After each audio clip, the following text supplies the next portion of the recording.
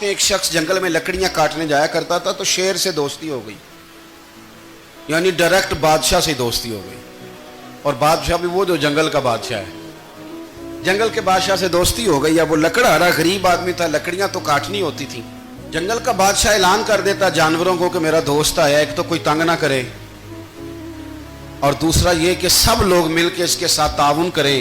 کبھی کوئی جانور لکڑیاں اکٹھی کراتا، کبھی کوئی اپنی پشت پہ گدھا، بیل، گھوڑا، خچر رکھ کے وہ لکڑیاں باہر چھوڑنے آتا۔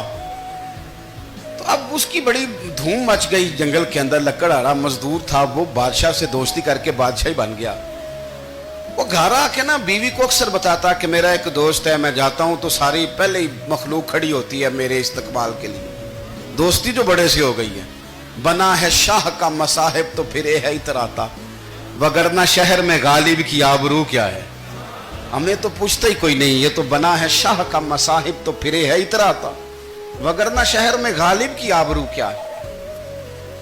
تو وہ لوگوں کو بتاتا، بیوی کو بھی بتاتا دوست ہے، تو بیوی کہنے لگی اتنی تو تعریفیں کرتا، یہ نہیں بتایا کہ وہ جنگل کا شیر ہے، بس میرا دوست بتا دیا۔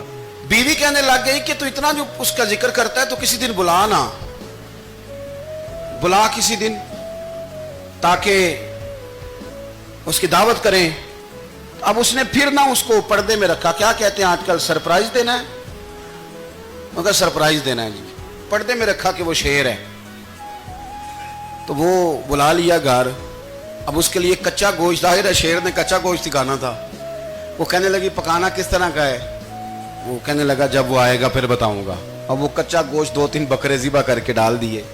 وہ آ گیا شیر، اور پھر امی کہتے ہیں جب وہ آیا نا تو اس کی بیوی نے دیکھا تو اس نے ایک سخت جملہ کہہ دیا، کہنے لگی اوہو میں سمجھی تھی پتہ نہیں کون ہے، اس طرح کے درندے تیرے یار ہیں، کتے بلے دوست بنائے ہوئے ہیں، یہ کیا بات ہوئی؟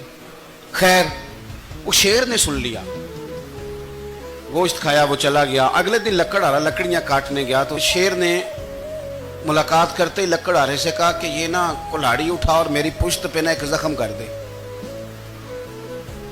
اس نے کہا نہیں میں یہ کام نہیں کرتا، تو میرا دوست ہے۔ اس نے کہا سن بھائی، میں نے پیار سے کہا ہے تو مان جا، ورنہ میں ہوں شیر، میں نے تجھ سے منوا ہی لینا ہے، میں کوئی تکلیف دوں گا مناسب نہیں، تو کر۔